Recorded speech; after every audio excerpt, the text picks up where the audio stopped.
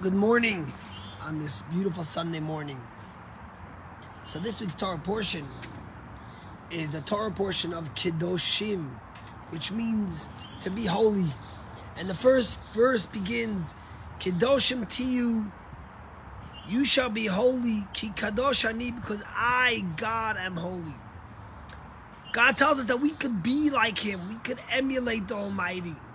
But when people think about holiness, they think about it as transcendent, as secluded, as different.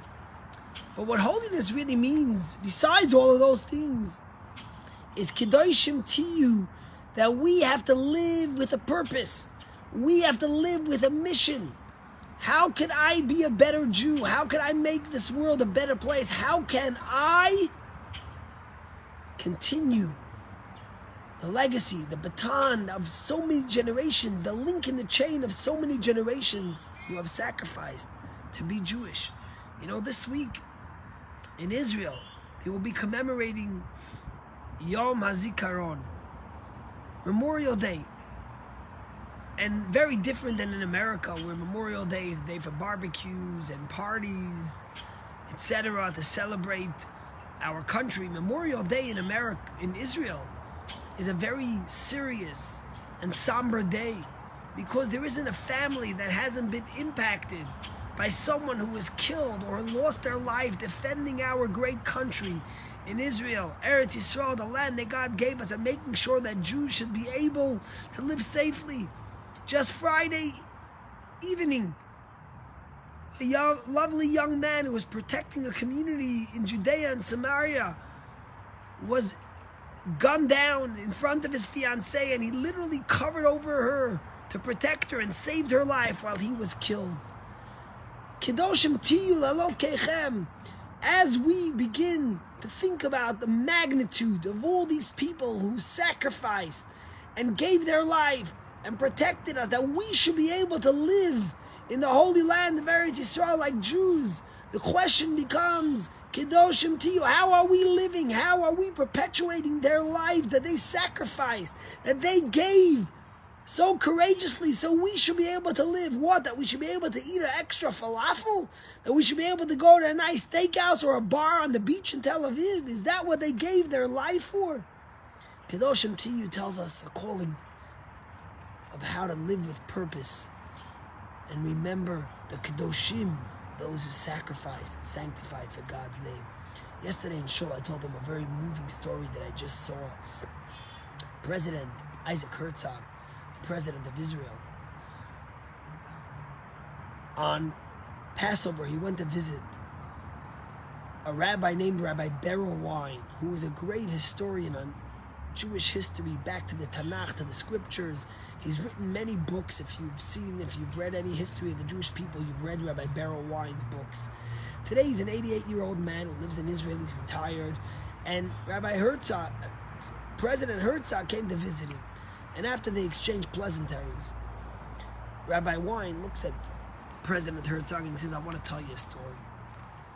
In the late 40s, I was a young kid, 10-year-old boy, living in Chicago, and one day we were notified that we were going to the airport to welcome a very dignified guest who was coming to visit us.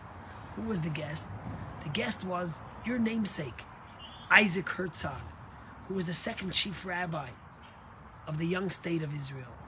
And I remember going to the airport and watching this dignified, tall man come out. He had a silver cane that he walked with, and in one hand he held a Talmud. And he came to our school in front of hundreds of boys. And he gave a talk. He gave a deep talk on Talmudic discussion. And then afterwards he looked at us all boys in a very serious tone. And he says, do you know why I'm here today? We listened, and he says, I just came from Rome. I went to see the Pope. I won't even mention his name, because what he did is unforgivable. I went to visit the Pope, and I came to him with a list, with a paper, of 10,000 Jewish children. And I looked at the Pope and I said, these parents, on their way to the gas chambers, on their way to death, they took these little children and they brought them to Catholics, their neighbors, to monasteries, just to save their little children. I said all these parents, these 10,000 children's parents, they all perished in the Holocaust. But they're Jewish, they're our people, and we need them back. We lost 1.5 million children, we want them back. And I said to the Pope, here's the name of the children, a list with all the names, could we please get them back? And the Pope looked at me, and he said, we can't, because if they came to the monastery, they were probably baptized, and they have to live like Christians for the rest of their life. Rabbi Wein looks at the president of Israel, and he says, at that moment, your grandfather, his esteemed Chief Rabbi of Israel, put his head down on the podium and started sobbing like a little child. He says, I've never seen an adult cry this way. And I remember it vividly till today. I felt like 2,000 years of Jewish history was crying right there in the Bima.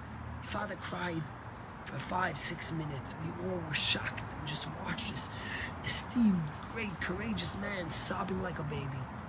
And then your father picked up his head and gained his composure. He looked at us all and he says, there's nothing else I could do. I tried my best to get these kids back, but I couldn't. And then he looked at us young children and he said, what are you doing to help build the Jewish people? What are you going to do to rebuild the Jewish people? And then he finished his speech, and each one of us went over to him and he asked each child, what are you doing to help the Jewish people? And Rabbi Wein says, I'll never forget, I walked by him and he shook my hand as a young child, and I'll never forget those piercing words. He says, what are you going to do to help rebuild the Jewish people? You know, that's the message of Kedoshim to you. If you asked the 6 million who perished at their last moment what they wanted, would it be a stone or a monument in Boston or in Tel Aviv or in Yad Vashem? Or would they want us to live and rebuild and reclaim our Jewish heritage? That's the message. Kedoshim to you, Eloi Keichem.